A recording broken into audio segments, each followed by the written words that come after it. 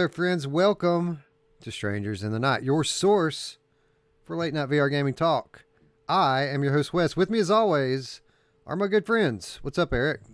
What's up, fellas? How we doing tonight? We're doing good now, man. Like all the chocolate milk is cleaned up. My table is put back together. We got it under control. You should know better than this by now. How many TVs have you been through? How many chocolate milks have you been through? Keyboard. Lots careful, of chocolate man. milks. You got to be careful. Ruuts, how you doing tonight, bud? I'm doing good too. I'm just glad that everybody's hasn't broken TVs, or I guess you didn't ruin your keyboard. But and then Mash, I feel bad. Mash was like stressing. He thought he had 30 minutes left, and he's running around taking a shower, getting his coffee made, rushes to the computer, and then nobody's there. And he's like, "What is happening?" I was staying so cool in chat too. I'm like chatting, like, "Nah, don't worry, guys, everything's fine." As I'm messaging you guys, guys, anybody coming? Where is everybody? It'd have been funny if Eric started handing out keys to keep people I appeased. literally was thinking, I'm like, I'm gonna go to the key vault and just start gonna. If we went any longer and I didn't hear from you, I was just gonna start giving keys out. Dude, I was blasting drones out of the air, man. I don't have time for this shit. Anyway, welcome, friends. Welcome to Strangers Tonight. We got a good show tonight, guys. And you know, it's interesting because typically when we come into an all Quest 2 show, this is an all Quest 2 show, pretty much. It's just the excitement level is just kind of, all right, man. We got some cool, fun, casual stuff to talk about. But man, I think we got a pretty good show to put together today, and it just goes to show we've had a pretty good recent few weeks in VR, right? Yeah, absolutely. I do have a caveat though, a little secret admission about Desperate Vladivostok. I did not play the Quest version. I played the Steam version. There's a long story behind it. Interesting. They all involving me still not having access to that account. So I'm ready to wipe my headset because Todd's a liar. You don't have to do that. You don't have to do that. There are ways, and I know Todd made a video about how to clear all that shit off with side quests. That's not what I did. I just started deleting fucking games, man, because what's happening is one of your games is stuck installing and it's making everything else queue up. So if you can find that game and get it off your headset, it should clear up. Now, say you do that and then the next one locks up. You can always just like delete the user. It's a secondary user on your headset. Just delete it off of there and then put it back on. And then it should all clear out when you do that. Yeah, maybe that's what I'll do because it will work though. The problem is you haven't even been able to get into side quests. That's the problem. No, I did. I got into side Oh, quest. did you finally get in? No, But how did you get in though? As you or as in the other account? As the show me, account? but see, that's you can't do that. Yeah, so you have to get in there as a show account. That's the problem. Well, but you can't do. But here's the problem with that: is you can't log into side quests from a secondary account because you have to give the headset permission to. You'd have to drive there. What if I do it from Kentucky? You'd have to drive to Kentucky, and then Quest can give you permission. I think Wes is deleting the account. Sounds a lot easier than driving to Kentucky. Although I think it'd be cool to visit with Wes and his family. I just think that would be a long drive. But yeah, so that's what I'm going to do. But the good news is my ways of playing the games were temporary because they've already been sent back. But I think it was cool. It was a cool version of it, and gave me a different aspect of looking at it than you guys have with the Quest. So cool. Well, so it's not all Quest. It's mostly Quest, right? Yeah. So anyway, we cleaned up the spills. We put the table back together. We changed the start time in YouTube to what was almost the correct time. Actually, the time that we just now went live, which to everyone else is like 10 minutes late. This was when I originally meant to set it to go live, 1:15, and I made a mistake and set it to 12:15. My bad, everyone who showed up here early. Hopefully the notification went out. I don't even know if that happened. If I set the thing up to go live in 30 minutes, typically the notification don't even go out. But in all this madness, it nearly slipped my mind that we got a giveaway to do here right tonight, guys. We got 2 more copies of Moss Book 2 to give away. That's pretty good, man. That is really good. And so those of you who entered, you get your choice of platform between Steam and Quest. Now, here's the thing. In an unprecedented turn of events last week, like almost everyone we gave a copy away to chose Steam. So we've only got one Steam key left. So whoever the first one that we choose, that they get their choice. If that person wants Steam, then that'll be it. The second one will have to take Quest or just forfeit. You know what we could do? I have a lot of I'm the opposite.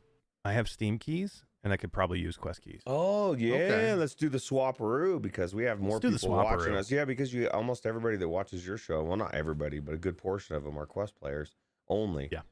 So there you go.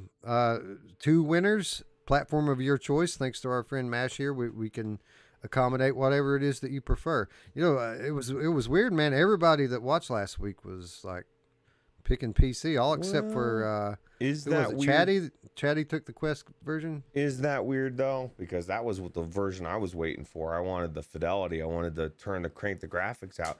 And this totally, well, I guess it's not a side note, but it's a similar. Isn't it weird that like all these games we've been playing, like even Vlad today, I go into all these PC games and there's no, I don't know where there's no way to change the graphics in a lot of them. And then it got me thinking to what this game that we're giving away is on Steam, but it was on the Oculus Quest. Why is nothing coming to the Meta PC store? Like nothing.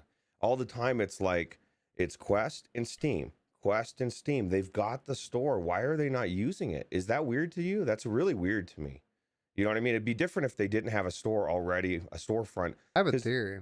Well, what's your theory? 'Cause So do I. I'm curious. I have a theory that that these game devs, a lot of these studios, don't want to support cross-buy. They Bingo. want to try to force people to buy 2 copies of it. So they do that by not supporting the dead Rift store. And I got news for these studios. People aren't buying these fucking games twice. It doesn't matter what you do. So It's kind of bingo. What you're kind of right. Most of the devs that I've talked to, and especially the ones that I'm working with now, just don't. It's not that they don't really care that it's not going to be cross-buy or whatever, that they're not going to make any money on it. It's just not worth it for them to put it there. It's not. It's not financially worth it because number one, it's easier to put it on Steam. You'll probably sell the same amount, which is not great, and you're going to sell way more on Quest anyway. So it's just not. It's not a priority for them. They can put priorities other places. And that's unfortunate, but here's the problem with if nobody's buying it there. Here's the problem with that kind of thinking. Now that absolutely works if you launch concurrently on all platforms. But if you're going to launch on PSVR this time, like Moss did, now you're going to launch on Quest, now you're going to launch on Steam. Now all of a sudden people have an excuse to wait. I'm going to wait for the Quest version. Quest version gets here, I'm going to wait for the Steam version. By the time the Steam version gets here, the thing's not new anymore, at the very least, and possibly already been spoiled through videos and stuff. So, like, it's a weird, you know, you kind of walk a very thin line there. And I think in some aspects they're shooting themselves in the foot. Now, with regard to Moss specifically, they did themselves a big favor by dropping the price down to $30, because now for the first time, no matter what platform you're playing on, you can get it for the price that a lot of people thought that it should have been at the beginning, although we all kind of thought $40 was a good price for it. I think Oculus is the one, or Meta's the one that suffers really because of exactly what you said. Because if you knew it was coming out on PC on Oculus and you knew it was cross-buy, if they incentivized it for the devs, then you would be, because that was my thought originally. I'm buying everything on Oculus because I can get cross-buy, and then now I get almost everything on Steam unless it's Quest only. It's completely flipped, and they've done it to themselves, and I don't know. It's just a weird, but yeah, I didn't even think about it. They need to do more. You're right, because they don't come out and say don't. You know what I mean? And some of them actually do. That some of them, like, you know, with Dave Marsh, they asked him to bring that game to the Rift store. You know what I mean? He wasn't going to do it. He wasn't even going to bring it to Steam either. He was just going to run it on Quest and be done. And then they kind of talked him into making a Rift version, and then he went to Steam. If you guys remember, he went to Rift first, then he went to Steam. So it's not that they don't want to, and Quest will ask, but they give you no incentive to, and it's kind of dead, guys. And unless you're a big game, you know what I mean, where people will go look for it, it's just not worth it. If you're a medium-sized game or even an indie game, it's not worth for you to put your game there anymore. It's just not, because there's not enough people going there to buy games. Most people will wait and get the Steam version, or they're just going to play it on Quest. It's just not. And they could incentivize. Instead of doing a 30%, do a 20%. Yeah. Bring the store That's back. true. If you want it, if you want to push cross buy and cross promotion and get people to want to go there instead of buying Steam, like Ruuts said, make it 20%. They don't care. They don't care. They don't. They just don't. It's not worth it for them. And then again, it's not worth it for the developers either. Yeah. Yeah, I think maybe the Rift Store will come back one day, bolstered by cloud rendering and things like that. But you know, they could even they might even have like a third store by that point. Like maybe the Rift Store will go ahead and die off, and then they'll have like the cloud store, Quest Cloud, or whatever they want to call it. You know, I do think that high fidelity VR is coming back. I think I mean, we can even see it in today's episode and many of our recent episodes, that the kind of days of, you know, standalone games being less than, those days are quickly leaving us. Now we're still in there. There's still a lot of, you know, garbage, a lot of Apple app garbage, but the ones that have money behind them are starting to look a little bit more like PlayStation VR games, right? Yeah. Wait till the new Unreal Engine starts to roll out for everything, right? Then it's going to be really crazy. Amazing. Yeah, absolutely. All right, so we have 21 comments, and that means 21 entries. Everyone has been assigned a number. We are going to go to the random.org random number generator right now and 4. pick 2 winners. Oh God, man. 6. If What? it's Mash's numbers, you need to go to Vegas, Mash. I know, right? I'm just going to spout numbers. We are going out. to Vegas. We are going to Vegas. Hell yeah, we are. Super excited for that. All right, so 1 through 21. The first winner is number 5. Oh, right in between, Mash. Johnny 5. He said 4 and 6. Yeah, Johnny 5. Did. I know, I was right in the middle. You're I right knew in it was the gonna middle. be Corporate too. Zombie says, no email for me yet. Come on, Sony. Oh, yeah. Tried to wishlist Horizon Call the Mountain, and there's no store page. What are they playing at? Hashtag Moss 2. Congratulations, Corporate Zombie. You have won a copy of Moss Book 2 on the nice. platform of your choosing. Antone Jones giving a super chat of $4.99 says UFC 281 main card picks. I have Izzy, Welly, Dustin, Frankie, Hooker. Hoping Frankie can pull it off as a retirement fight. Great card top to bottom. Yeah, you never can tell with you know, I want to. I mean, I could make some picks if you put my feet to the fire here, but I think there's a lot of uncertainty on all of these fights. You know, with Frankie and Hooker, you know, I'll just say this. I'm going to go Chandler, but with that, I'll go with you on the rest of your picks.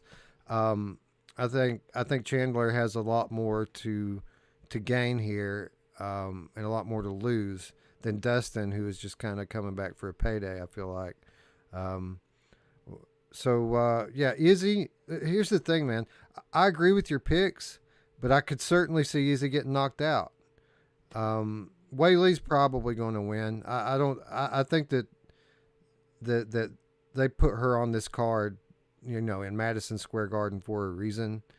They want their Chinese champion back. So I think she's probably going to make easy work out of Cara Esparza. But with Frankie and Hooker, yeah, you'd think that they would win, but we got to be honest about what they've done lately, right? These guys have been losing fights. So, you know, we all kind of feel like they're better than how they performed lately. But they might just be done, man. They might be spent. So I agree with your picks. I'm going to go with all of them except for Poirier. I think Chandler gets the job done against Poirier. And, yeah, those are my picks. I'll go with what Wes said because I don't know anything about I'll go what the you opposite just of said. everything. I have no idea Whatever what it you is. just said. It could go it could go the opposite way. Like the main event, Adesanya versus what's the other guy's name? Pereira. Adesanya's been a dominant champion in the UFC, but he came from kickboxing, and that's how he beats everybody is by outstriking them. Well, this guy Pereira that he's fighting also came from kickboxing, where they fought twice, and guess what happened twice when they fought in kickboxing? He lost. So, this guy comes into the UFC, gets 3 fights in, and gets a title shot based on what he did in kickboxing. So now everyone's kind of wondering if he can land that shot and knock the champ out. And he absolutely can. This guy's got dynamite in his hands. So if he lands, he'll win. Yeah. Gamer Chick said she literally read the super chat as UFO and thought it was some Pac-Man ghost reference. Inky, Pinky, Dinky, and Blinky. I knew what it was, and I still didn't know what it was. I thought you meant TJ Hooker. No. Chantel D knows what's up. She says Dustin's too busy pushing his hot sauce. Exactly. I think Dustin Poirier I think he's only fighting because he doesn't want to retire. But he don't have anything left to fight for. I mean, is he really going to make another run on the belt? The guy's a multi-millionaire at this point, thanks to Conor McGregor. And I just don't see people who sleep in silk sheets don't wake up to go running. You know what I mean? And we've seen it time and time again. Is this hot sauce good? Have you tried it? The people say it is. Joe Rogan swears by it. Oh, man. Well, I got to try it. Yep. Hard pass. Random.org. What? You don't like hot sauce, bro? No, I didn't even know who these people are, man. Do they wear VR headsets? Otherwise, I don't even know. I could. You could watch it. Hey, you know what? Get UFC in VR, and then I'll start knowing who these people are. Hey, you know what's going to happen in VR tomorrow for the next 3 days? What? Ozfest. Ozfest What? in VR. Really? Can you No believe that way. shit? Where? Yeah. I hadn't heard Decentraland, that place that sells the NFTs. the VR the real estate, yeah. digital real estate. Yeah, they've got plots of land, and they're doing a music festival, all sorts of different shows. One of which is Ozfest. I'm an Ozfest Pretty cool, fan. right? Yeah. I've been to Ozfest probably 10 or 12 times. Like that's all we used to do. Pretty Rest cool. in peace, Ozzy. No, he's not dead. He's still alive. Okay, never mind. Sorry.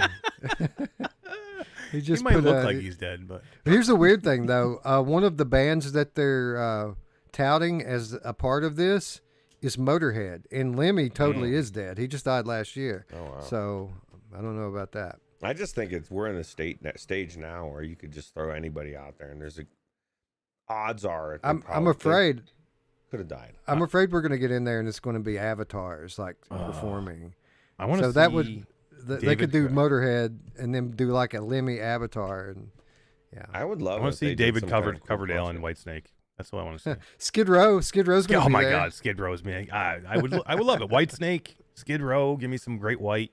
How do you feel about a concert that is like a throwback concert, like AI? And because we're getting to the point now where they're all dead and we're using all AI? Because Bruce Willis just signed away his thing to AI and stuff, so he could be used in movies for forever. His AI, and so you imagine Ozzy in his young days, just whatever. I mean, there's so much weird shit coming in this future, and with VR, I would definitely do it. That'd be cool, right? I would do it. I'm all down for it. Give me the AI stuff. I don't want to see a broken down Ozzy come up on stage and shit himself right in the middle of his act. I just want to see a good Ozzy where he's biting fucking bats' heads off and shit. That could be entertaining, though, man. No, I totally feel you. Here's the thing, man. I saw Ozzy. He did like the opening week of NFL. They did a halftime show, and it was Ozzy.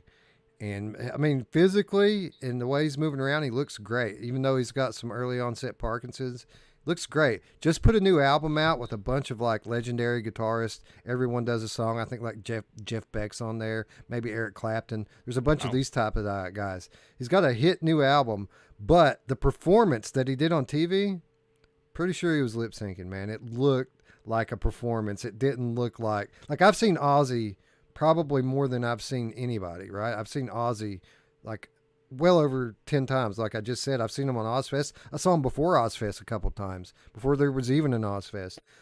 Like I know when Ozzy's performing and when he's not, and he's been incoherent for 20 years on stage.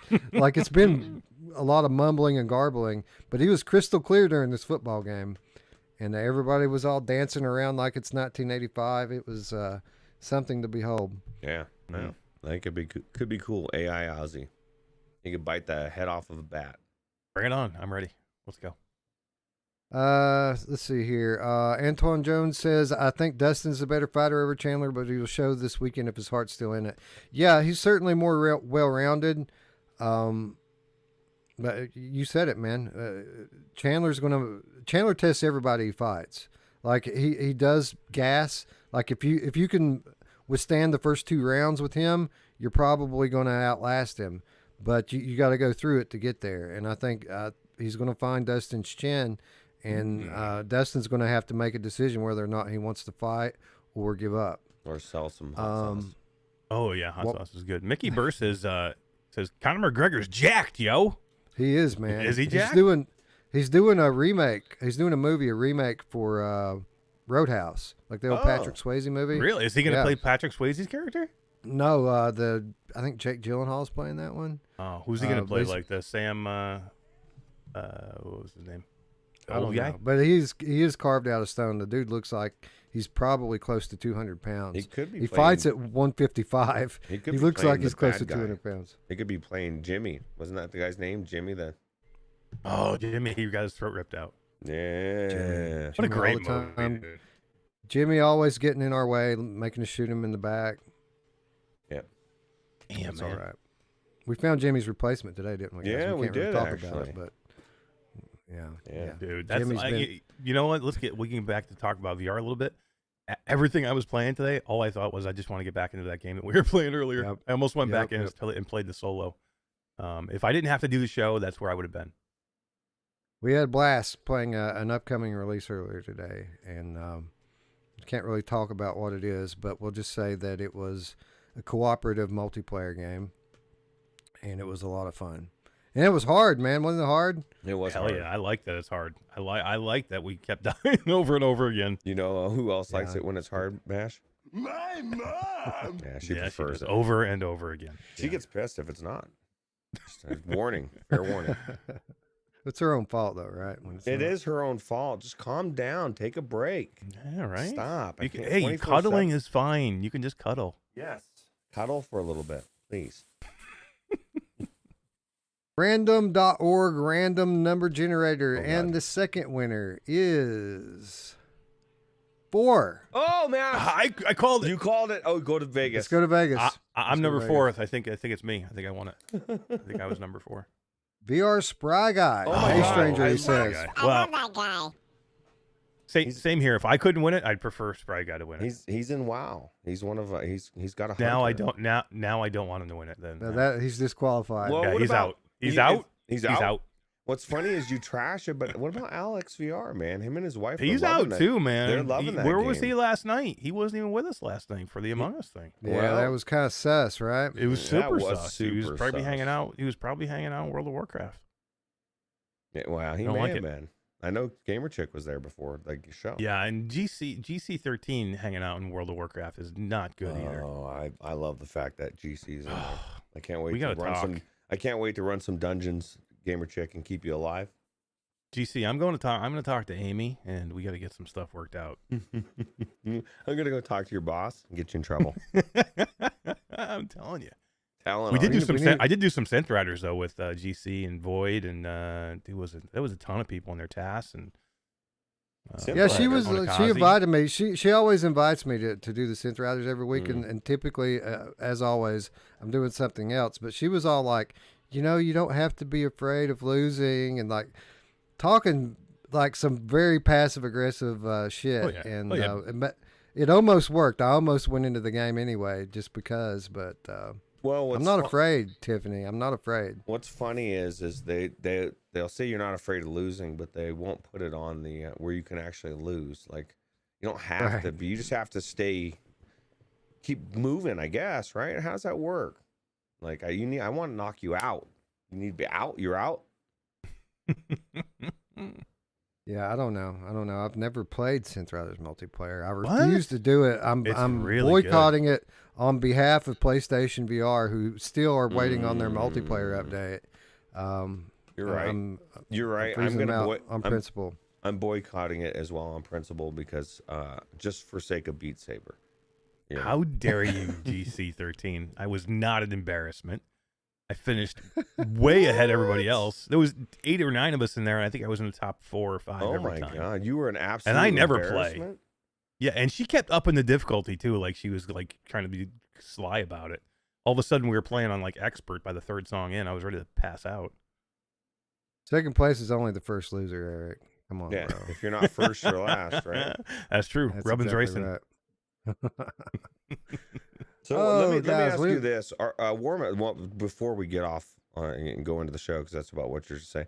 What are your thoughts? Warmax said this: the Sword Art Online headset. Are you guys gonna get it? Because like, talk about ultimate, like being in the game. If you knew you could die, like how crazy would that be? Like that's the ultimate. That's an enthusiast for VR. Yeah. I'm just, I don't know, man. I'm a little bit disappointed though in Brad that he didn't have CAD images of this thing 3 months ago. I know, right?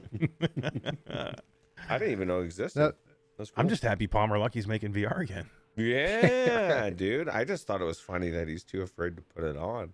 And that for the exact reasons why I would never Oh, put it dude, on. this he's totally going to kill himself, right? When he's done with life, he's putting this headset on. Why else would he make it? Well, that's yeah. true. Yeah. It's like, you know what? Fuck it. This is going to be the ultimate experience. Imagine it, dude. He'll be a legend to the 5 people that play PCVR. Like he's going to be a legend forever. It's like Hendrix or Kurt Cobain, but of VR. Crazy. Anyway, let's talk about a little VR, guys. We're all here to talk about VR games, and we had a chance to play some yesterday. Among Us VR, super cool. We've known this is coming for almost a year. I think it was revealed maybe during the Meta Showcase. Am I right about that, Eric? I believe it was. Yeah. Yep. Yeah. So we've known this is coming for a nice long while. And the day's finally here. Tomorrow, the 10th, technically today. Oh, there's Brad. Brad showing up. His ears started itching. I want those images, Brad. I want to know how this thing works. He's had him. He's had him. In sure. deference to Palmer Lucky, he didn't put him out. He's probably seen some references in Steam VR to it and didn't know what it was until recently. But anyway, Among Us VR dropping tomorrow for Oculus Quest and Steam VR, cross-play enabled. And let's start with that, Eric. Super cool how relatively seamless the multiplayer integration was with this. Yeah, it's probably one of the easiest I've ever done between platforms. I mean, sometimes it's always jank when you try and get in, whether it be after the fall having its issues when it first came out with, PlayStation and trying to and get together with whatever it is. If you're trying to go from Steam to PlayStation to Quest or whatever, and there's always issues, and there's just no issues with this, man. Well, that's not exactly true. I was gonna say, your daughter had a little bit of an issue, but I would say for the most part, 90% of the people didn't have an issue and it went pretty smooth. I mean, you just get a room code, right? So it's kind of like Demio. You get a room code and you give everybody the code, and then they can get in with you and play. Yeah, we thought there was some multiplayer networking jank at first because I brought my 15-year-old daughter, in Isabel, to play with us. Because here's the cool thing about this game, guys: up to 10 players, again across platforms, and it does support family sharing on Quest. So if you have 2 Quests, you only need 1 copy of the game, which by the way is only $10. Anyway, we try to get everyone gets in except for Isabel. It keeps telling her that it can't find the match. It can't find the match. She puts in the right code, can't find the match. I go put it in for her, still can't find it. And we're about to give up. We're trying for like 30 minutes to get her in, and we're about to give up. And we just on a whim have her go change her birthday because the game itself asks you what your birthday is to. I guess keep young players out, but I really wouldn't have expected them to keep 15-year-olds out of it, right? They're well over the age limit that you can play VR. This is not a meta-enforced requirement. This is something that's being done by Schell Games. But she went in, she changed her birthday, made herself 25 instead of 15. And guess what? She could find the match and she joined, and we all lived happily ever after So that. what's the point of even letting her get in the game with that age? Because how many people are going to get in there and put 15 and not know what the fuck? Why can't I find there's no games? You know, I guess maybe it's weird that it's in there and that there's no mention about it. You know, it's just like I feel like there's going to be people that don't understand why they can't play the game. And I want to know why they can't play why, the game. why 15? Why 15 Why? too? It's such an arbitrary number. Like where is the cutoff? Like, is it 16? Is it 18? Like, why 15? And this is a game that's kind of geared towards kids. So That's I don't weird. get this. It doesn't make any sense to me. And the age that you're supposed to be able to get in and do this is 13. Everybody says that number. It's 13. Why not make it 13? Yeah. That's a good question. I guess next time you're in the vicinity of Schell Games. By the way, shout out Schell Games. They provided all of us with keys. Super cool. Awesome. Absolutely. Yeah, Dwayne thank from you. Schell Games. Thank you, Dwayne. You're Thank you. awesome. Thank you very much. Really appreciate it. Anyway, yeah, it would be an interesting question to ask next time we get the opportunity. Maybe we can get a little clarity on it.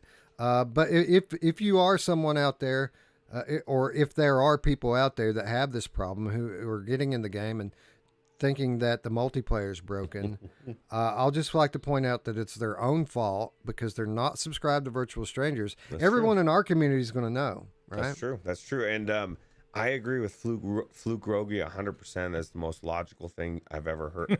It says she had to lie in order to play Among Us. She was practicing right from the beginning. I think that's Dude, 100% legit.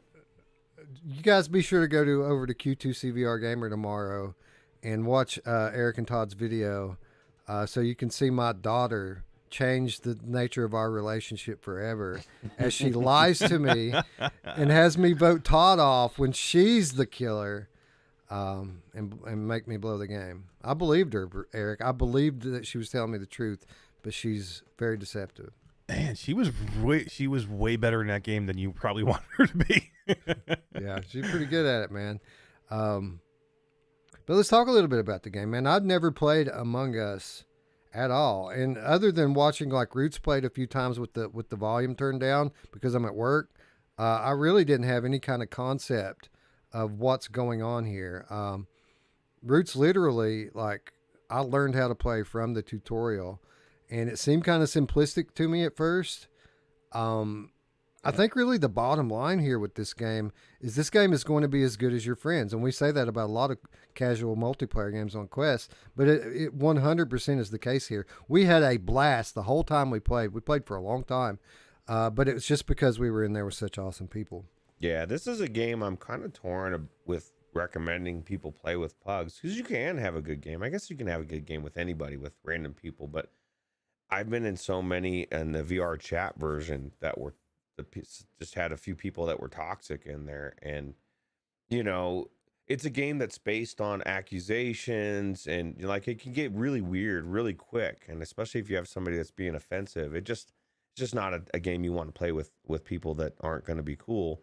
That being said, we didn't have that problem at all. I had a blast. You know, it was it's just so much fun. This game is one of those games where you really need to pay attention to what's going on, because even just who's disappearing by themselves, who's walking with who, and there's a lot of liars in our group, a lot of liars in the game. So it's crazy. I tried not to lie, even when I was the imposter. Like, I was only the imposter once. It was me and Mash. Of course, he got smoked out really quickly and voted off. But I was just acting like a good guy. Like, I was going around trying to help people. Whenever I would see someone, I would back away from them. I didn't try to kill anyone. I didn't kill anyone. But in the meantime, Mash is, from the great beyond, sabotaging the entire ship. And we won, even with me, not killing people. It was pretty fun. That's the thing, is people have to remember there is more going on there. The sabotage is one of the biggest things, because especially once everybody kind of got in the groove, people did try to start grouping up. It's because there is safety in numbers. You can only have, well, I guess, well, if you haven't played the game, which you're under the rock, A Rock. There's usually 2 imposters for 10 people or 9 people, and so that means we had 7 people running around trying to do our shit. And so you can only kill one person. You get a time, I guess the imposter has a timer, right? So 40 seconds or something. So there's safety in numbers, but when the sabotages happen, everybody, I mean, you don't think it would be, but it's like chaos just gets fucking dropped. Everybody starts running around. You have 30 seconds, and if you don't run and stop whatever's happening, everybody dies. And then if you have the person that is the imposter is good, they'll lock somebody in a room, with them as everybody's freaking out, and then all of a sudden they're dead. It's just crazy. I just love it. Eric, what's really great about it is when people get creative with their lying. Like, for example, the imposters have an ability that the crewmates don't have, and they can move quickly through the map by going through the vents. So if you're in a group, and this is just one example of a fucking plethora of things you could do. If you're in a group in a room and there's a vent beside of you, you could totally kill somebody and then say, oh, who's orange? I just saw orange go into the vent. They come in and killed this person. And then, all of a sudden you go into the meeting room, everybody votes orange off. And okay, so obviously it wasn't orange now. We just voted off a crewmate. And then whoever else was in the room are now accusing one another, right? And everyone has to decide who to believe. There's just an endless possibilities of ways that these games can go. So even though it is a 100 megabyte download with a very simple premise, again, if your friends are playing the game well, it's really fun, and every game is different from the last. Absolutely. Yeah, I mean, the people make the game, but the game is really smart. Like, if you didn't have some of these things in here, I could see where it would get kind of repetitive or it would get difficult to do. Like, the whole idea of the sabotage is brilliant because you could just group up, right? If you just stayed in big packs, you're always going to be able to see the imposter kill somebody, and then you're going to know who it is, and then it's going to be over. But you give the imposters the ability to sabotage another part of the ship, and it's usually always away from where the group is. So you have to, and there's 2 spots. So you have to split up, run like a madman, trying to go do this, because you have 30 seconds after the sabotage is done. You have 30 seconds to get to where the sabotage is, and then fix it. Otherwise, you lose. Everybody loses, and the imposters win. So it basically forces you to spread out and to split up, and then that's when chaos ensues. And then when you go into a room and you turn around and there's somebody with you all of a sudden, you're just like, what are you doing? What are you doing in here with me? And then all of a sudden you try and get out and you realize the doors are locked because the imposters can just go look on their map and click a button and they can lock any door on the ship. So all of a sudden you think you're going to escape through another door, and all of a sudden you're locked in now with this other person. Who was it that what in the hell's going on? was getting chased around by somebody? I was chasing him around. Like crazy. I had locked all the doors because that's what happens too. Everybody's like, unless you get close enough, you can't kill them. And everybody's the characters are pretty fast. So it's tough to catch them, to kill them. So I had locked the door in behind him and I just started chasing him and he started freaking out because I was chasing him. It's too funny. Yeah, it was funny. And it's funny when something like that happens and everyone makes it back to the meeting room just to hear the panic in their voice as they're explaining what happened. And then, of course, all Eric has to do is deny it. Like, I saw him come out of the vent. He's totally lying. You know what I mean? That's the magic of the game. He was getting chased. He's like, you're chasing me. Yeah, I'm like, what are you talking about? I wasn't chasing you. You were chasing me. And that's what you have to do, right? Unless you be like an idiot like me and I killed Skiva right in front of Ruuts. I mean, like right in front of him. And he called the meeting, and it was so blatantly obvious that I had no way I was getting out of this. All I did was laugh through the voting process. I just laughed out of control through the voting process, and they're like, yep, you're out. You're gone. Yeah. Well, that's the thing. Go ahead. No, I was going to say I got to hand it to you, Ruuts, because the we played for a long time. We decided to do one more like 3 times. The last match we had, nobody got killed. Nobody got killed. Betty got suspicious because she got locked in her room twice. She had some kind of theory that of why that was. So she called a meeting immediately. And so as soon as we start the game, we're in the meeting room, and Betty's giving us this big spiel. But how did it go, Ruuts? Didn't someone convince us that Betty might have been Yeah, I think lying? she got voted off. Yeah, it was somebody said, Josh, it was her, and so we voted her off, right? And then everybody was trying to say that it wasn't. Well, the person that said it was her was like, no, That was me. Yeah, was it you? It was Mash. It was Mash and Stacks. It was because me and Stacks. Stacks locked her in the room. Yeah. Oh, that's what it was. Mash and Short Stacks convinced everyone to vote Betty off. And then when Betty was a crewmate, like nobody really caught it, what had just happened in the meeting room, except for Ruuts. Ruuts was like, Mash is totally the imposter. And if he is, that means Short Stacks is too. And sure enough, we voted the 2 of them off and won without anyone dying. But nobody except left for the Betty. meeting room. We never even looked at any part of the No, ship. dude, that was the coolest thing. I didn't even know you could do this. Like one of the first matches that we did, something had happened, and it was like going back. Everybody was running back to. It was like nobody voted, and everybody was gonna run back. And I see red. I think you were red, Wes. I see the red guy just run and fucking hit the button again. He said, "We ain't going anywhere." And he said, "We're voting again." And so that's exactly it. If you get it, you know what I mean? You can go and you can hit that button and go right back into that discussion. And so it opened my eyes up that you can do that. So what's great too is you can be the imposter and call the meeting too, and just like completely like that. I saw it. It was that person right there. I saw them kill somebody, and they're like, "What are you talking about?" Like Todd did it to me. Todd did it to me early on. He's like, "I saw Mash come out of a vent," and I'm like, "No, you didn't." And I'm pleading. Dirty. And then Todd wasn't even an imposter. He was just trying to be a dickhead. we voted you off. So he So voted. typically- Yeah, it was crazy. So you have these situations, right, where that occurs sometimes where you have 2 players accusing one another, and it almost always happens the same way. Like, obviously, one of them's the imposter. They're both accusing each other, and if you vote the wrong one off, then it has to be the other one, right? So you can just immediately call the meeting again and vote the other one off, and you have one of the imposters gone. But there was this one time that Todd was straight up accusing Eric of being the guy, and he's all like, look, if it's not Eric, you can vote me off, right? So why would I lie? Like, you could vote me off if it isn't him. So we all vote Eric off. Of They course, sacrificed me. Eric's not the imposter. So then we all vote Todd off, and Todd's not the fucking imposter either. He just wanted to get Eric voted out. You know what? You're terrible at this game, bro. But I will say this: we won that match regardless of that. We still figured out who it was in the end. Yeah, true. Oh, you know what?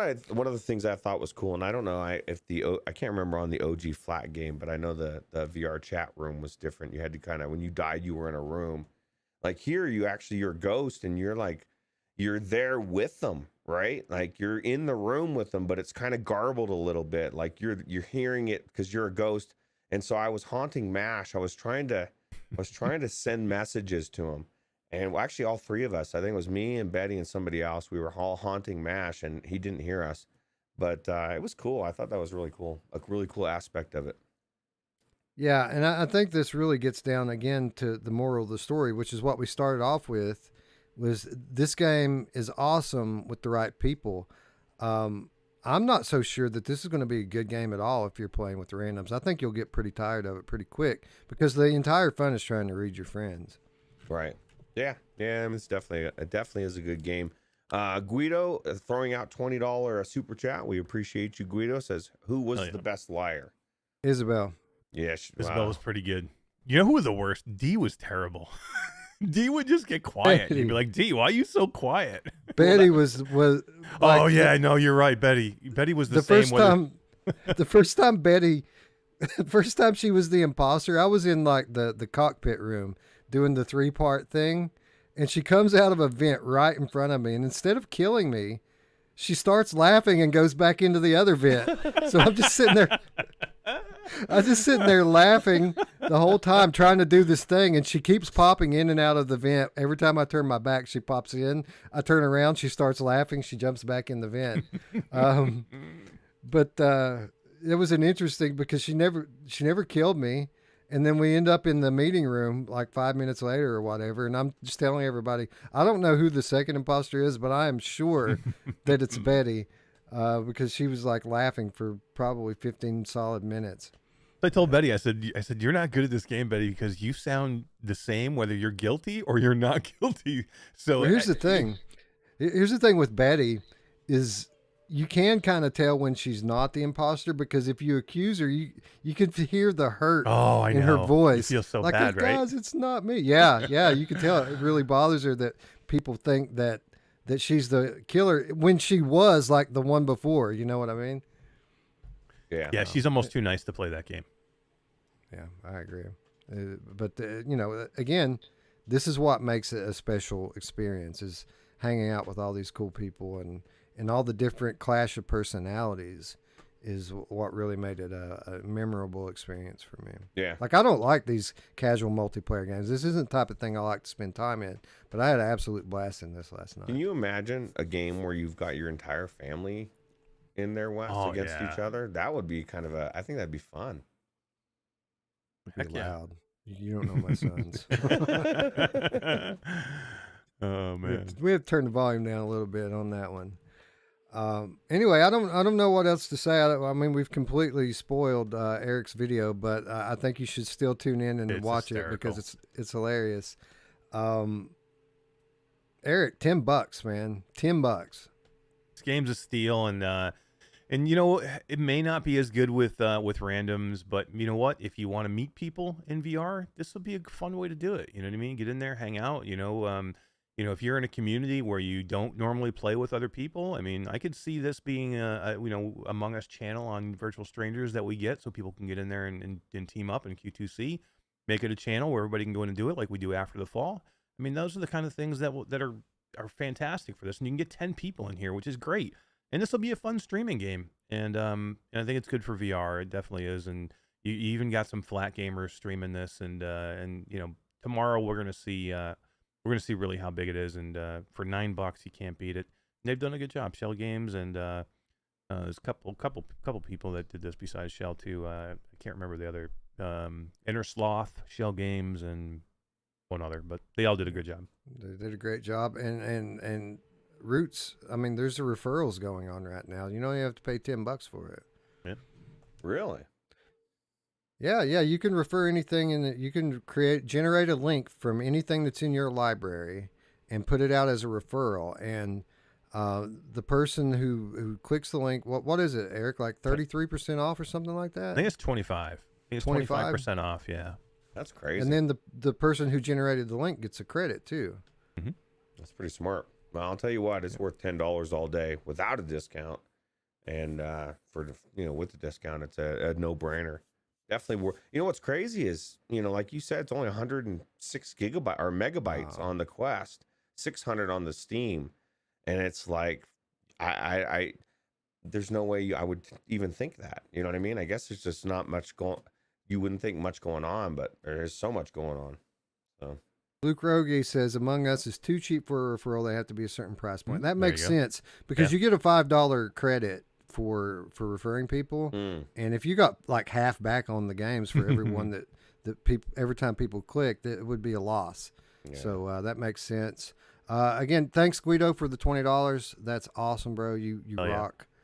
Guido going into like super generous mode as we approach the 2022 show and beyond, as January. Is there a super generous mode on him? He's already fucking super generous. He's crazy, man. Crazy super generous. He donated to our show last week, the one we did in Utah. He donated 5 Iron Man keys. That's $200 and some dollars, and he donated. We're actually gonna announce those winners tomorrow night live. But yeah, I mean, Guido's amazing, dude.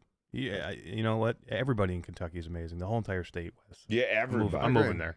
Yeah, and Wes be like, hold on, before you come down, you're thinking everybody's amazing. There's a lot of people that are fucked up out there. Yeah, I know. Yeah, but that's everywhere though, right? Yeah. Especially these days. That's true. 2023. I live in New York, dude. You know how many fucked up people are here in New Oh, York? I can only imagine. Technoglitch lives there, right? He lives in Jersey. Oh, Jersey. That's right. Same thing, right? It's the same thing. It's It's the worse. same. It's like, never mind. I don't want to insult Jersey. I was about to though, big time. Let's talk about Desperate Vladivostok, also launching on Quest and Steam this past week. This is from, it was developed by PM Studios, but the IP, the concept coming from Mirrorwind. And it's interesting, guys, because, you know, we've had a lot of conspiracy theories about these titles over the last couple of months as we have seen RU-77 kind of morph into this, you know, this selection of games now. For those of you who watched our Federation 77 coverage a few months back, a lot of similarities here, right, Ruuts? Yeah, it's actually a lot of similarities. Especially the biggest similarity is how you're using all the enemy's weapons, right? As they go flying up in the air. This one I would actually say it's more important because you're standing still, right? And so you really do need those weapons.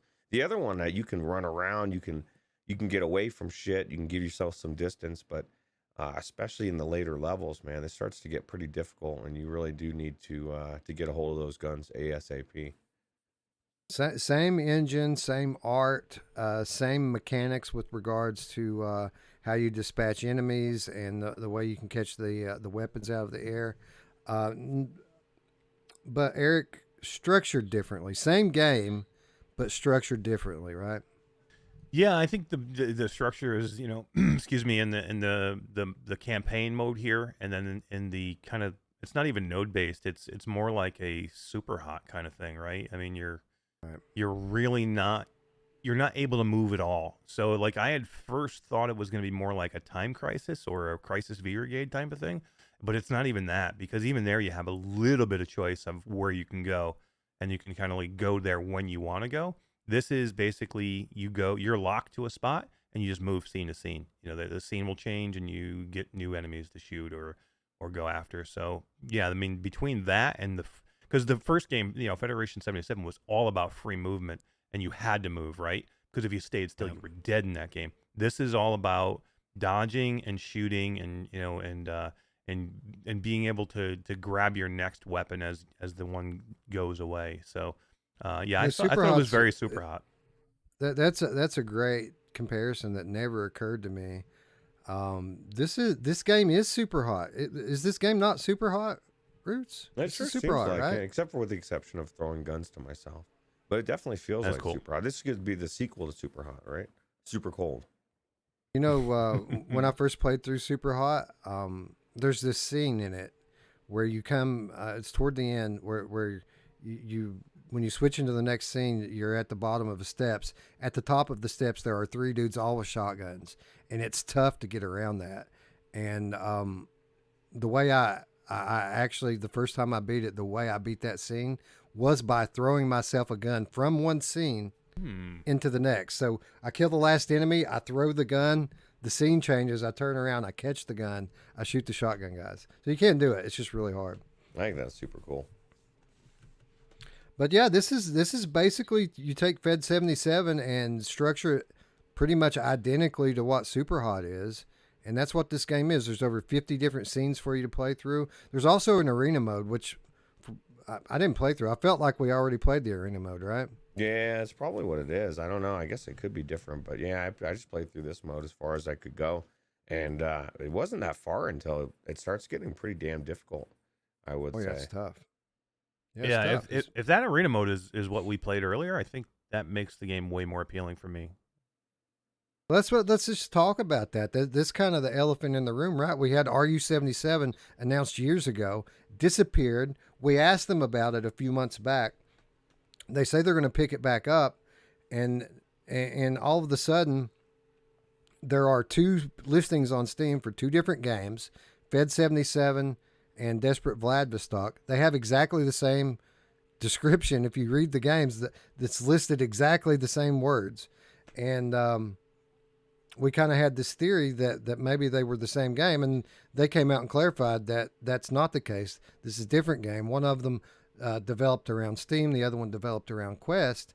But when you get in here and you play both of these games, it really just seems like these are two parts of the same game. Like this should have been put together all in one package. I didn't feel like, I mean, of course I played the Steam version, but I didn't feel like it was any different than the Quest version of the other. Or I guess they're both, I guess maybe I wouldn't feel that they were any different. Do you guys feel that this game was felt any different than the Steam version that we played? I don't think so. I think it would have been identical. Yeah. Yeah, I think it probably was, Wes. I think it probably was, and they probably broke it up, or because of production cycle or whatever. I think maybe this was the idea, and they maybe had to break it up, or they couldn't get the other mode into the Quest App Lab. I don't know. It seems like they should have went together. This is what I think. I think that they started working on. Remember, they announced the RU77 a long time ago, and I think they started developing it for Steam VR. And at some point, they moved off to doing flat games. And that's when RU77 disappeared. I think that since then, Quest 2 has blown up. They see that that's where the money's at. But again, they're working on their flat game now. They don't have time to finish it. So I think that at that point, they commissioned PM Studios or PM Games, PM Studios, to do a Quest version, right? So this is the game that PM Studios made out of it. The Desperate Vladivostok. But in the meanwhile, they have the unfinished Steam version, the original over here, and they could just, trash all of that, or they could put together a UI really quick, put it on Steam for $10 and get a little bit of that back. So that's what I kind of think. I think they started it themselves. They ended up having PM do it to try to get it out on Quest, and instead of just throwing away their initial work, they just tried to monetize it and put a low price tag on it.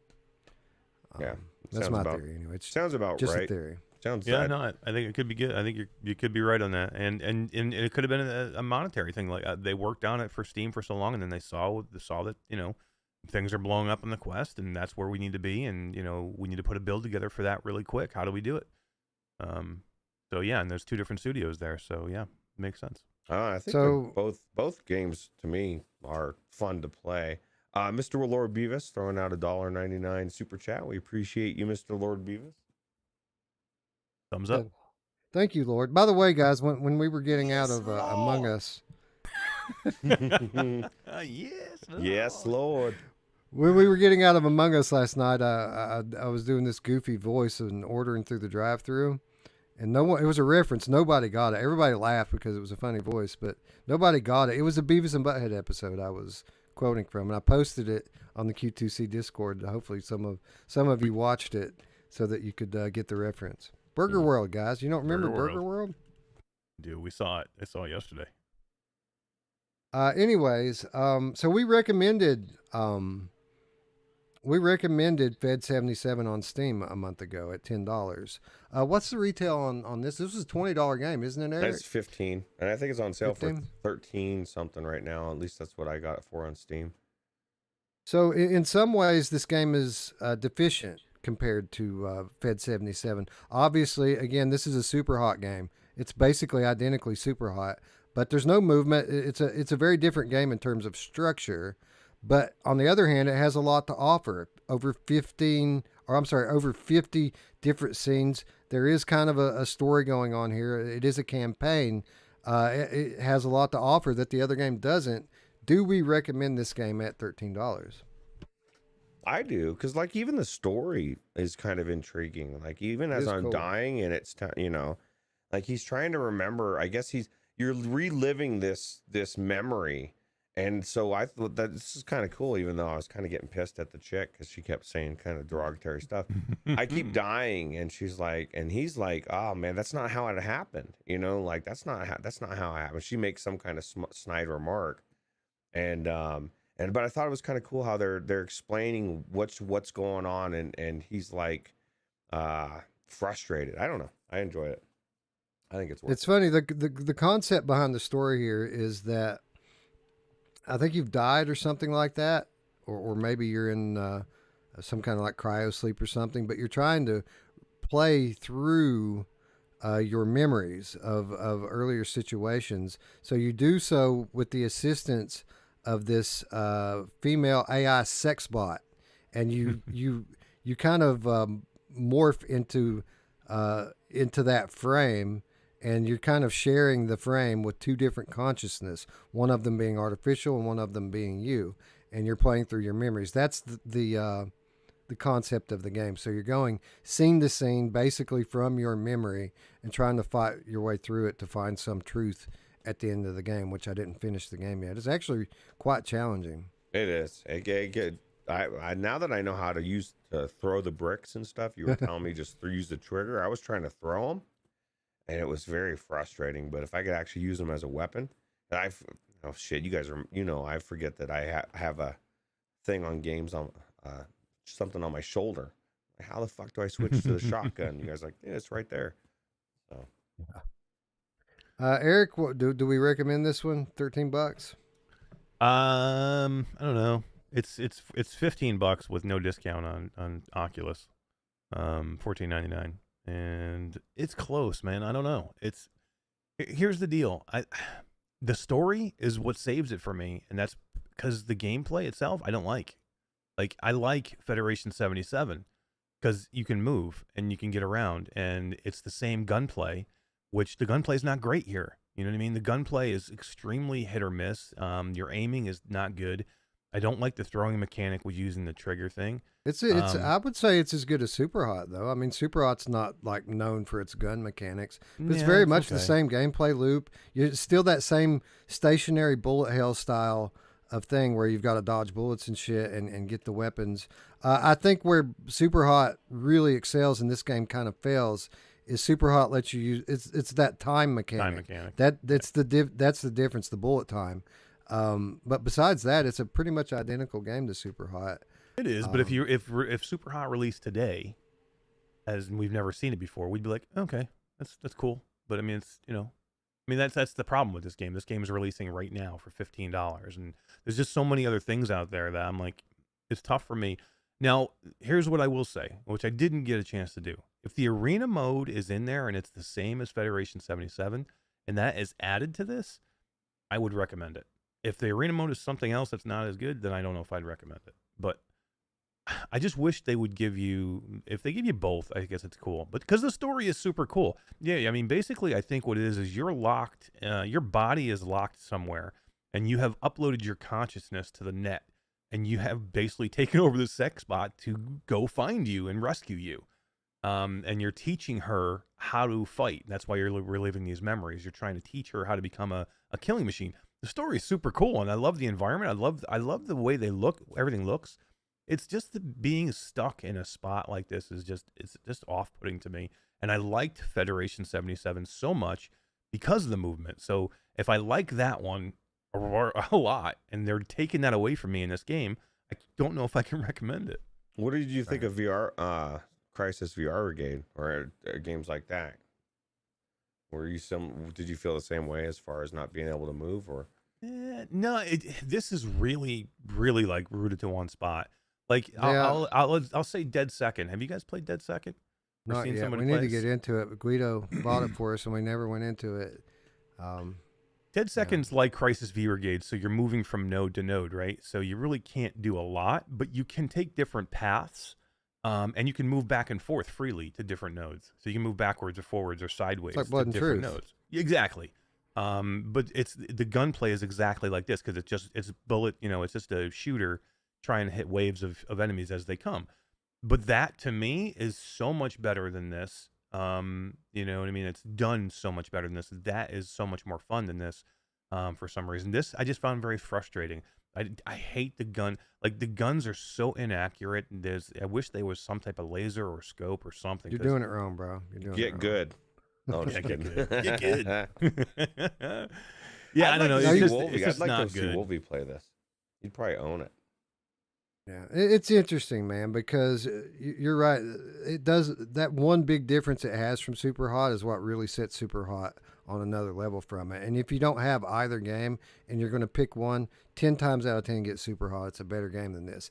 But at the end of the day, I did enjoy playing this. I had fun with it. It was addictive. Like, Ruuts, did you have this thing where like, you know, when it got hard, you still wanted to keep going, keep trying? Because that's the way it was for me. Yeah, I actually spent a lot of time in this game, a lot more than I would have thought. And just because I wanted to, I'd die and then I'd want to keep going. So I don't know. It is frustrating though because this is the thing, especially when you get later on levels, there really is bullets coming from every direction, and it's like you can't. It's hard to, as you're focusing, there's so much going on and you're getting hit. And that's the thing I can see where Eric would get frustrated. It's like, you think you're doing good. And then all of a sudden your vision goes red a little bit. And you're like, oh, fuck, man, one more shot. And that's what was happening to me in that spot with the brick. I had to grab finally was able to, without shooting it, I was able to somehow knock somebody out, get a gun and get through that area, got through it, got to the next section, died. And it threw me back before that brick part again, and I was like, oh fuck, man. you gotta really rely on the spatial audio, which is done pretty well, to listen for where the gunshots are coming from, because there's so many enemies. They're hiding behind cover. They're in windows and doorways in these buildings. You really got to be listening for it. And for me, it was like I was dodging bullets without seeing them, because like I kind of would get in this zone where I would hear something. I know how long it takes the bullet to get here. I move around a little bit and keep going. But you're right. It's not an easy thing to do. But again, it's kind of like a bullet hell game. And they started throwing enemies behind you as well. Because at first it was like, okay, I just have to watch this. And then all of a sudden I'm like dying. I'm like, what is happening? I turn around and there's fucking people back there shooting me at point blank. It's like, oh, hey, there's people back there. Hey, what's going on? They're good at distracting you. They're good at they'll put like certain enemies. They'll have to run a track before they start attacking you, and that takes your attention. Meanwhile, the guy over here is shooting and killing you. You don't even see him. Yeah. Anyway, yeah, it's interesting. There are better games, but at the end of the day, it's relatively inexpensive, and I did enjoy it. I had fun with it. I do feel like this and Fed 77 could be put together for one solid $20 game. But for what it's worth, I enjoyed both of them. Yeah. If you like this type of game, especially if you like shooting guns, I think this would be a game that I think Wolvie would like, aside from, I don't know, the reload. There was a reload, but it wasn't. Is there a reload? There's no, I didn't see any reload. Maybe. Yeah. Yeah, I think the way you reload is just you get another weapon, right? Oh yeah, there's no. Well, I guess if you like the other game, there is no reload. As a matter of fact, I do like that trying thing to where you reload my catch the shotgun. guns, right? I do like that was one thing that you loved too about Federation 77. It was the whole thing with this is when you shoot an enemy, their gun or their weapon goes flying up in the air, and you got to like acrobatically catch it out of the air so you can get another weapon and shoot them, because there is no reload, and once the gun is empty, it's dead. You can throw it, use it as a weapon, and knock them out, but. Yeah, I mean, that is the one of the cooler parts of the game, and I don't know. This is just a $9 game for me. If this was a $9 game, I think I'd probably recommend it because it's fun. It can be fun. I just don't know. Buy it on sale is what Eric says. Buy it on sale. And Fluke in the chat says it's on sale for about 9 more hours. So if you want to get this game, now's the time to do it. Yeah, that's what I got it for. It's like 13 something. Yeah. I mean, I guess for that, I mean, I don't know. It's 15. 15 just seems like it's too much for this game. I think we did a disservice, Eric, by not going in and at least seeing what the arcade mode is. You're right. I know, because I asked you if you did it, because I was hoping to see what you said, and then you said you were like the same thing. I was wondering if you did it. So, yeah, I meant to do it. I meant to do it when I went back in, but like I said, when I started down the campaign again, like I got hooked on it. Like I didn't want to quit. Yeah. So because if it's there, Wes, I mean that changes the whole thing for me. If it's there, then I'm like, yeah, $20. This is a $20 game. Because if it's there from the other game, then it mashes these two games together. I love when you mash things together. Then yeah, I'm buying it for sure. Wolvie heard you talking about him, Rich. He's in the chat now. I know, Wolvie. We were talking about how you're gonna love this game. Maybe, I don't know. maybe you like the other one, I think. If I remember correctly. You know what Wolvie does like? You know what Wolvie does like? Bruce, PlayStation VR too. Iron Man VR. I'm pretty sure Wolvie picked this game up this past week, going off in the Discord about it a lot and really enjoying it. On Quest, this originally a PlayStation VR exclusive a couple years ago. They did some magic, allowing us full 360 movement with facing forward with the Move controllers. Camouflage, that is, the original developer of the game. This port was handled by our very own Endeavor One. We want to shout them out. Because Ruuts, they did an excellent job porting this game to Quest, didn't they? They absolutely did. You know, what was crazy to me, the first thing that I saw as because there's going to be a lot of people that the first time they play this is going to be on Meta, right? They're going to see this big Oculus Studios and they're like, wow, Oculus did this, dude. They brought this game to VR. And I'm like, they didn't do shit. They bought it, dude. But they did bring it to the Quest, which is cool. And it was really good. It was really good. Although, I know there was a lot of talk in the Discord about recently about this is the whole time PSVR 2 and the cable and fidelity and wanting to spin around. I loved spinning around. I loved the mobility, but as good as the graphics looked and as amazing as everything looked, I still thought I wish I had a PSVR 2 cord attached to this thing. And I'm looking through the new headset because I don't think people realize how good that's going to look. And this thing looked amazing on the Quest. Yeah, not really downplaying it. I'm just saying that people don't realize that this whole cord thing needs to just die, is what I'm saying. So Eric, they did an interesting job on this because it's not identical to. It's very similar to the PlayStation VR version, but Endeavor One did take some liberties here, and it's interesting because sure there is a little bit less detail if you really put a microscope on this thing. But if we know anything from Arashi, Castles of Sin, it is that Endeavor One are experts at using smoke and mirrors to kind of cover up the deficiencies of the hardware. And they did an expert job of that, I feel like, here with lighting, with the way that they kind of rework some of the scenes. This is one of the better looking games on the platform, isn't it? I think so. I think it's probably, I definitely think so. This game is gorgeous, and I think they did a great job, and it plays fantastic. And I'm going to disagree with you a little bit, Ruuts. Not having a cord on this is pretty freeing, man. I was spinning like a mother with this game. You can really get going. I could see where you could have a difficulty on the PlayStation. I mean, again, PlayStation VR 2 is the different story. The original PlayStation, I can see where people had an issue with this moving around the camera. How did they do that? Like, how did they? Because I was spinning like crazy. I was 360 all over the place. It's so much more easy now with the thumbsticks too, and it's really the math is quite simple with this game. And by the way, we did not get a key for this.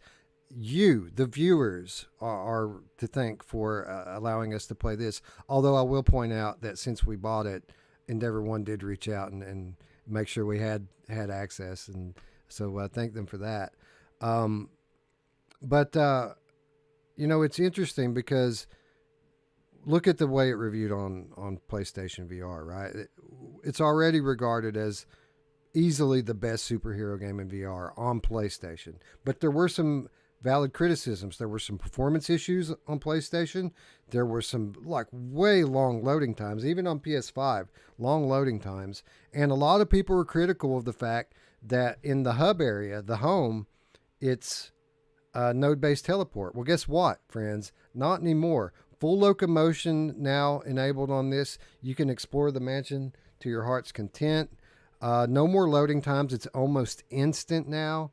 And absolutely no performance issues outside of a little bit of aliasing, which again, they do a very good job of masking by controlling the lighting. I was thoroughly impressed with this game from a technical level. There isn't any real valid criticism of it anymore. I think you have to be nitpicking to find things wrong with it now, right? Yeah, I mean, although I would say I did notice myself just because, and this is only because of the reviews and everything from Upload and wherever, everybody, they made it sound like there is no load time. Like, it's fucking instant. and it was still. I mean, if you didn't play the PlayStation VR version, you might think, wow, this is kind of a little long, and then it would start. And so what they did notice, you might hear sound from the scene, so something's going on, but it's still a little bit longer than it should be. But I mean, it's like 90% faster than it was on the PlayStation. So I mean, that being said, it's not like it really is nitpicky. Now, Fluke Rogi said he stopped playing. He could see the performance problems where others seem not to. I'm assuming you meant the Quest 2 problem. Those hitches in the video aren't recording problems. They're indicators, indicative of where you can see issues when playing. And I was going to ask you guys this. Because I thought the same thing. Sometimes I would turn my head and I would see jitter, like for a second or whatever. Like I couldn't come away from this game and say, man, that thing was buttery smooth.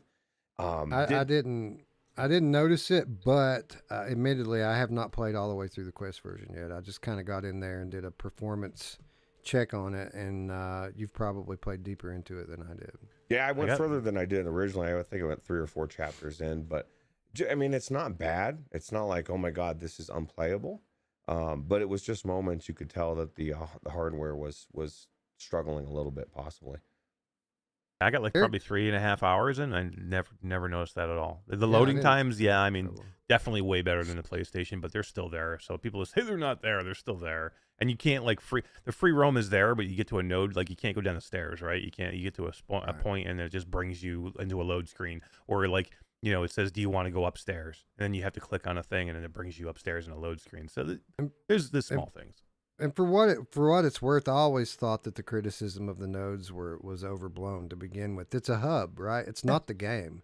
Like you can fly around in 360 in the game. It's just the hub that had the nodes. It really wasn't an issue for me, but a lot of the PSVR players were very critical of that. What did you guys feel like a PSVR flashback every once in a while when the game would want you to face forward for whatever reason, and it would tell you to turn around? And I'm like, why are you telling me to turn around? Aside from maybe you want me to focus on that direction to look to see what's going on, but it was like in weird spots that it would tell you it would just be like, you can't be facing this way, and you'd get those arrows that the PSVR used to tell you to turn around, and I thought maybe they just got left in there.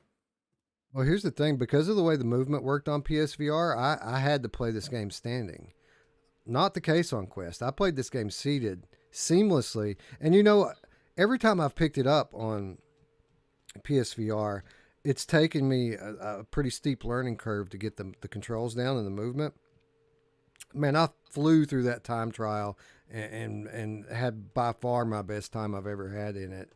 The thumbsticks are not, and Eric, it's not just the thumbsticks either. The tracking of the hands and the positions is way better than what the Move controllers had. Yeah, and I'm surprised too, because there was some times where, because it kind of tells you to put your hands down by your waist to fly, right? Because that's how Iron Man flies with the the pulsars and down by his waist, and even to kind of point them back away from you a little bit. And that's like a no-no with the Quest 2 normally. And I never lost tracking, and my hand never flew away in any way. I did play this on my Quest 2, not the Pro, by the way. And I didn't have any issues at all. I was super surprised with that. And I thought it was, I thought it was great, man. The PlayStation version, I played through like an hour of this game because it just got, and I was hoping it was going to come. Number one, I didn't want to play too far into it. But two, I hated the controls. I hated the Move controllers in this game. It just wasn't intuitive for me. And this was like a breath of fresh air. It was so good. I mean, you're right. You can fly around so easily in this game. Targeting with the missiles is so easy. With the thumbsticks, where I don't know how the hell. I mean, it's just, you just can see the differences here. It's just a good job. On PlayStation, I'm trying to run through that course, and I'm running into the walls. I'm having to stop in front of each cave to move through it, and I didn't even stop. I just ran straight through it. In this one, so much easier. And you're right; it's clever how they do the tracking with the movement, because you put your hands down at your side, and when you do that, on a technical level, the game goes into this mode where it's basically only using the gyro sensors in the controller to to control your movement, because it's the position of your hands is what controls what direction that you're flying in. So it doesn't really need to know where the controllers are. It can assume that they're where they're supposed to be, and as long as you're moving your hands correctly, you have very tight, precise control of it. Very impressive. Very good job. I feel like I suck because I was all over the fucking place, man. I was flying past shit. I was like, oh man, coming back around. And it wasn't that the controls were bad, because at times I was like really good with them. It's like it's a skill. Like it really there's actual skill to it, and it feels so good when you get it down. And I said this about the PlayStation VR version, and it's equally, I guess it's even more so now. This is definitely, in my opinion, the best superhero game we have in VR. This version of it. Did they add scenes into it? I felt like the narration scenes where you're at the podium. I don't remember that from the original game. Do you guys remember those? I think so, but I don't know. That was another thing that I remembered. I'm like, wow, this is a legit story-based superhero movie, like where the story is actually good and you want to know where it's going. And I feel like they could have taken this and put it into a movie. Instead, they put it into a game, and that's really good. Yeah, I thought it was great. I love the story in this game. I love the training missions. We're always talking about how you're going to train somebody, and there is a learning curve to this for sure, especially the flying and shooting and being accurate. And I love how they bring you through that first plane mission. Right, this is the way you do tutorials. Bring me through an easy mission that makes me feel like a fucking badass still, but you're teaching me something as I'm doing it. So I'm not just in a simulation room, learning 1,500 things and I'm getting frustrated. This is a cool mission that teaches you how to fly and teaches you how to shoot. And then you have these little courses, these little race courses that you can do to hone it down and make it great. So yeah, I love the way they do this. And you get power-ups from those races, right? Is that how you get the research points? That was another thing that I was super impressed with, because I didn't delve that far into it. I was kind of like Eric with the PlayStation VR version. I didn't go as far as I would have liked to because of the limitations of a lot of the tracking. Really was the big thing for me, and turning around. But it just all the different things you can upgrade your suit to, super cool. Yeah, this is kind of one of the best examples we have of the real manifestation of the promise of VR, right? We want to live the movie, and that's very much what's happening here. This is a Marvel movie. It feels like a Marvel movie. So if you're not into that sort of thing, this isn't going to change it most likely. But I like superhero movies, and this is a good one. It's a good story. The gameplay's fun, and there's just enough freedom to make you want to hang out in the game and practice, doing the training runs and all of this. A lot of customization with the weapons and skins. I feel like it's a full-featured adventure game, and I really enjoy it. But $40. Eric, what do you think about that?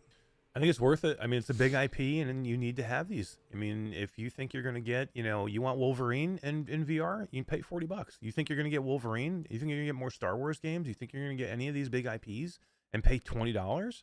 You're out of your mind. This is a big IP. The IP alone is going to cost $30. I mean, this probably should be more. A lot of people, Ruuts, said that they expected this to launch for like $25. That surprised me, because when you consider what, again, we're not talking about $2018 anymore, right? Yeah. What are we doing? All right. What are you paying at Wendy's for your? I've been seeing these fucking articles where people are shocked that it's like, dude, everything's going up. Like, so why would video games not be going up? And this isn't even going up. This is what it should be. Or maybe a little bit more, really, realistically, with an IP attached to it, like it is. But I don't know. It's definitely worth $40, I think. Wait till these PSVR 2 games are $70, and people are like, "Oh man, I wish they were $40 again." Right, but they'll be worth it. They'll have the AAA graphics, and I get Wolvie's case usage of the cord being completely transforming VR for him. I just don't think people realize what actually, because that was one of the things that that bugged me about this game is, there's little things, and it's the Quest, and it's you know, I don't know. I guess on PlayStation VR 2 it'd be different, but like trees, they look like Quest trees, right? Like there's just little things like that that's just gonna be is what it is. I guarantee if you had this game and it was built for the PlayStation VR 2, there is gonna be no fucking Quest trees. You're gonna go in there and That's it's the gonna look golden like an question now, amazing right? fucking real world. So it's, That's the golden question now, right? This is the thing. Does this game come to PSVR 2? Do we get the full locomotion and the full upgrade treatment like it got on Quest? It's an interesting dilemma because we have the IP, which is owned by Sony. Like the rights to the character are owned by Sony. Oculus owns the studio that originally Camouflage. developed the game, and they're only publishing it with Sony's consent and permission. So, that could what be do you think part of that means for the future of this game? I think it's coming to PlayStation VR 2. Wouldn't I mean if you were going to allow them to move it over to the other platform, wouldn't you say that we want it on ours back? You'd think. Maybe that You was know? the deal, right? Maybe that was that makes sense to be the deal. Hey, we'll give it to you guys, move it over to their platform, but we want it for PlayStation VR. I have a better deal. You take Iron Man. You have our permission. You picked up that studio. Let them bring their game to your platform. We picked up Insomniac Games. We want Stormland.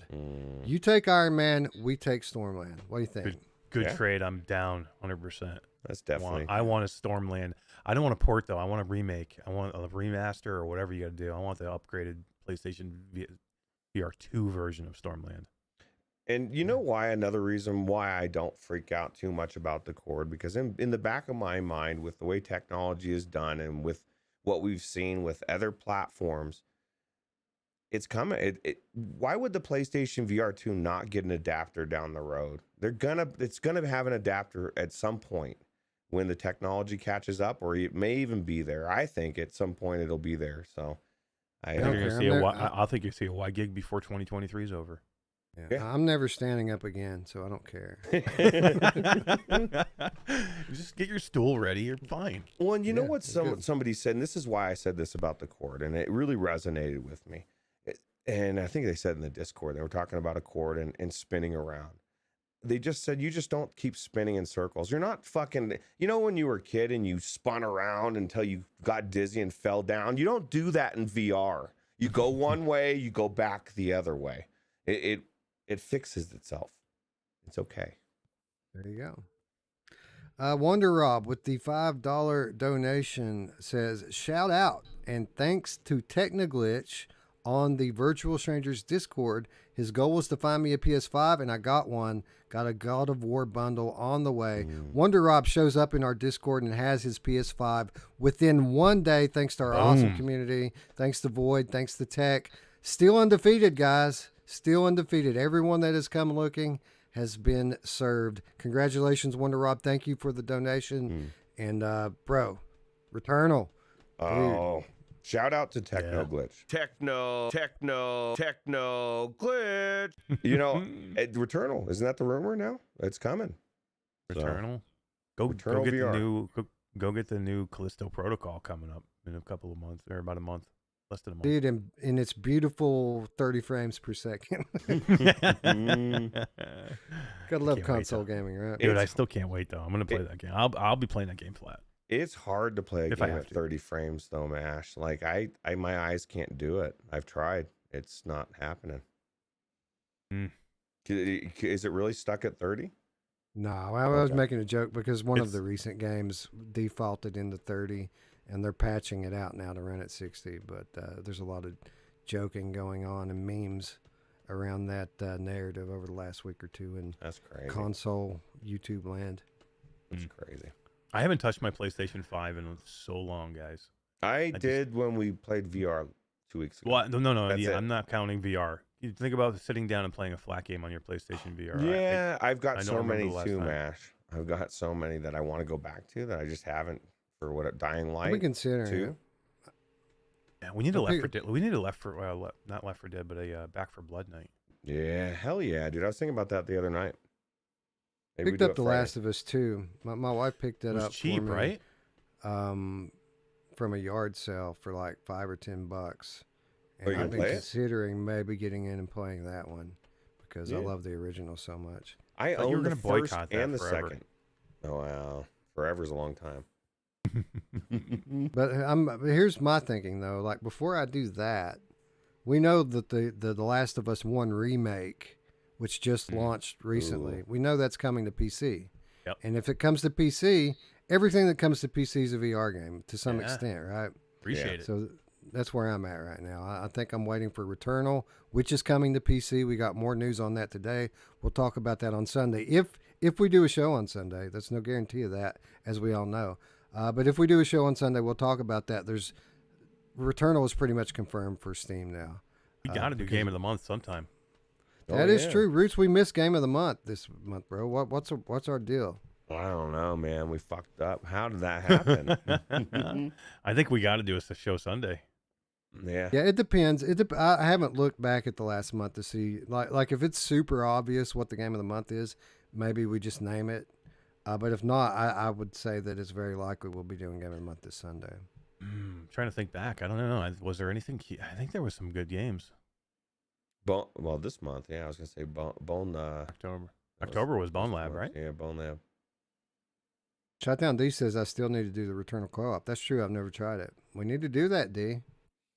I think you really need to do that with D because she needs to you need to take her under your wing, show her around, you know. Let's see who can get farther. You do it with D, I'll do it with Wes or out with Roots, and we'll see who can get farther. That doesn't I'll sound take right. that bet. I'll tell you what. What's crazy? You think two people is going to help, but it did, really. Remember we did. It didn't. But you have to. I think you can't spread everything out. Like you have to decide right off the bat. Okay, one person's going to be able to focus a little bit more on certain things or something, because otherwise you both are weak. And then you get to the boss and you're like, oh, what's going on here? So, Alakazam says I haven't played my PS5 in 2 years, and this is something I've been thinking about a lot lately. Like, we picked this up. It's been out for 3 years now. I have a 3-year-old console here. Is it that long already? Holy crap! Yeah, and we picked it up at launch for VR primarily. Do you guys regret getting them so early? Because now, I mean, we could have waited. It's easy enough to get one now, and we could have a brand new console going into PSVR 2 era. We didn't think it would be 2023 before this headset launches, but lo and behold, here we are, and we got 3-year-old consoles to play it on. I mean, I did have a lot of fun with it, with the PSVR 1, and some of the upgrades that it had. And I definitely had fun in Returnal, and I think there's enough there that warranted me picking it up when I got it, and I'm probably not upset. I don't think that I have. I mean, again, I just said I haven't played it in a long time besides VR, but you know, I think I got some use out of it for sure. We played a lot of Returnal's PlayStation flat though, for the first year or so, right? Like a lot. We did. So. Yeah, I think Returnal's what made it worth it for me. And Fluke Rogi in the chat says I don't get the love for Returnal. Played it for 2-3 hours trying to find some enjoyment in it, so good. but couldn't. Well, you're just getting started. First of all, you're just dare getting you. started. I didn't play VR for a month, and you guys know me. I don't play flat games, bro. I didn't play VR for a month when I had Returnal. All I wanted to play was Returnal. I played over 100 hours, played all the way through it. Love it. Super challenging, beautiful. Love the haptics in the controller. Really made me excited for VR. Every time I played with Returnal, those haptics made me excited for what I knew PSVR 2 was going to be. It's the hardest It's a shooter great I've ever game. played. It's the shooter, Dark Soul of shooters, and for me, it's that perfect run, right? Like you That's can what be. I was gonna say. Well, you have to have you have everything stacked up perfect. You're shooting things, you're killing things. That damage is now feeding into you, healing you. Like everything's reciprocal, and you're getting all these amazing guns, and it's hard as fuck, you know. But I guess every game's not for everybody. So I just love the world, man. The world in Returnal, this overgrown alien planet, it feels foreign. They did a really good job of making this alien world. Yeah, the biomes are great. The story is good. The sound is phenomenal. The graphics great. The movement is perfect. I don't know if you changed anything about this game, it would ruin it. And they just did everything perfect. The dash is so good. The roll is so good. Oh shit! Let's quit playing VR. Let's go play Returnal right now. Dude, Dude. the weapons, there's so many different weapons, and the run, that's what it is. I mean, get that feeling you get when you get going into a good run. You're like, damn, I'm in a good spot. Do I go to that extra room or do I go to the boss now? That's the thing. And they have these gigantic maps. I'm sorry, Ruuts, I didn't mean to step on you. No, it's fine. They have these gigantic maps where like there are hidden things everywhere, but there are certain areas that you need items to get into, and it takes multiple playthroughs of the game to unlock that shit. It's crazy. Yeah, it's crazy. Remember when you open that freaking grappling hook for the first time? You're like, I got the grappling hook. Or you get the blade that allows you, the energy blade that allows you to break through the yellow barriers. Even just the frustration moments, like Wes was saying, or you were just alluding to, Eric, where you've got this amazing run and you're like, dude, this is it. Like, and you because this is the thing, maybe you just need a little bit more to get another item, and you're debating, like, I can go right to the boss right now, or I can go in this yellow room. And the caveat is this yellow door, when you go in there, it shuts behind you and it doesn't reopen until you kill everything in there. And usually you're fine. But, so you say, okay, fuck it. I'm going in there, and you die. And that whole amazing run is fucking gone. And you want to smash your controller, but you don't, because you're smarter than that. And it doesn't. Why would that be good? That's I don't know. That's what you want, right? You want to be so much invested in this game that when you beat that boss, it's amazing. And it's just cool. And the story. The story's amazing. The story's great. So good. Yeah. Anyway, so 4 games we've talked about now. Everyone's going to go buy Returnal. I know, right? Well, I already told Wonder Rob you need to pick up Returnal, and he's saying From Other Suns on. They need to have. I would love it on from Other Suns on PS5 because I can't play it right now because it conflicts with the new I think the new generation of processors, so it kind of sucks. I really need you to figure that out because I never played it, and I went and bought it so we could play it together. And I can get in and play it, but we can't. And it takes 3 people. You need 3 people to play this game. Yeah, Radio Run Return is as well. But yeah, I see it's nothing I can figure out. I don't think. I don't know. Maybe I'll look into it, but it's just kind of sucks. But this is the problem. I don't know if it's not an Oculus issue, because if you look across the board, Oculus's games aren't aging well. They're just suddenly not able to be played. They're disappearing the servers. They're not supporting them like they are. So, maybe it's because of that as well. So I don't know. Meta's falling apart, guys. Yeah, I know. Meta is falling apart.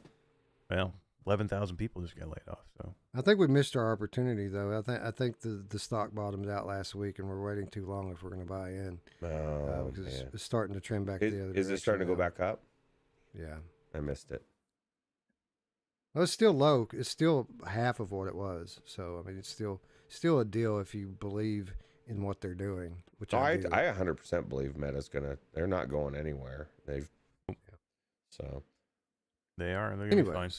Zuckerberg very well may be going somewhere. That would be the move I would see them ditching his ass. I would get quick. scared if that happened. That would scare me. Like, I would lose a lot of faith if they got rid of him, because he's the one driving all this VR stuff, man. He's the one. He's the believer. He's the one driving the ship. I think if they get rid of him, we're going to see them start to turn around and maybe not be such a big, force for development with regards to VR hardware. Oh God, scared. I'm scared, Eric. He's not going anywhere. Yeah, I don't think so either. Anyway, I think that's our show, guys. Three bangers. If you haven't already, make sure you're subscribed. Click the thumbs up. We have lots of cool stuff coming up. Lots of big releases this month and next month. Dude, Eric, how are we going to cover all these fucking games and get ready for 2022 show? We are going to abandon World of Warcraft and just say this game is garbage, and we're going to stay in virtual reality forever. And abandon after the fall. No, well, that's a VR game. Doesn't matter. What does that have to do with the game of the year discussion? I tell you what, I don't want to play. I don't want to play anything right now except for the game that we are in this afternoon. That's true. I'm thinking, like, if it wasn't 3:00 in the morning, I would be like, guys, let's go play that game again. I'm good. You want to go play? We'll go play right now. Seriously. Oh, 3 a.m. Yeah. Anyways, Among Us comes out tomorrow. You guys are going to want somebody to play with. We got you covered. Virtual Strangers Discord, or maybe you're like Wonder Rob here and you still don't have your PS5. We're good for that too, plus lots of other things. Free to join. Invitation in the description down below. Come say hi. We're always up. Like, I don't sleep, guys. You know that. Yeah. Good call, Mind Jive. Mind Jive, Beanstalker, 90% off on Humble my Bundle. God. $2. That is $2 for insane. Beanstalker. Yeah, it's an amazing game for $2 especially. Oh my god. Yeah, everybody go get Beanstalker if you want a cool multiplayer game. Yeah, Beanstalker's great. Anyway, I think that's our show. And with that said, friends, I'd like to thank you all once again for watching. For Ruuts and Eric. Oh, by the way, hold on. No. This is not it. Because I still haven't updated the outro, but I want to thank, we have a new patron. Give me just a second here, and I'll bring it up. It always happens this way, Ruuts. When we lose one, someone steps in, and we have a new patron. Nice. And I want to make sure I get their name right, although I'm pretty sure I know who it is. I want to make sure because, you know, Ruuts, I'm not perfect with this stuff. Sometimes I miss. Is it, Nobody's Mark perfect. Mark Wes, but Zuckerberg? You're like 99.9% on point. David so- Moore. David Moore, thank you for joining our Nice. Discord. We appreciate you. Oh, yeah. I want to apologize to Gabriel, who I don't think we've had in the outro crawl for 2 months and has been a subscriber this whole time. Again, I'm not perfect. I apologize. But I want to make sure I recognize our patrons. If you guys want to support us, there's a link down below. $3 per month, less than $1 per week. We give you insider updates, weekly show notes. Every now and then we give you some exclusive content too. All for less than $1 per month, and it really goes a long way to helping us do things like cover Iron Man. The patrons are the reason why we were able to do that. So thank you to David. Thank you, and my apologies to Gabriel. Thank you to everyone. Thank you to everyone who donated today. And we will see you guys on Sunday. Bye. Take it easy. See you later.